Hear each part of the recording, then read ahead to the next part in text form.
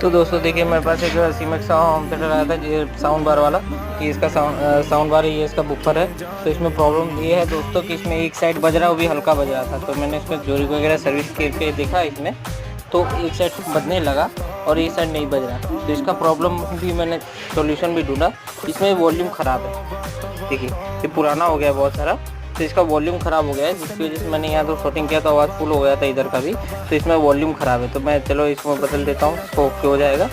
Okay, तो ऐसे ही अगर रिपेयरिंग की वीडियो देखना हो तो हमारे चैनल को सब्सक्राइब करना, वीडियो अच्छा लगा तो लाइक करना, शेयर कर देना और चैनल को सब्सक्राइब कर देना वीडियो दोस्तों। देखिए मैं इसमें आपको आवाज़ सुना देता हूँ। FM Tender.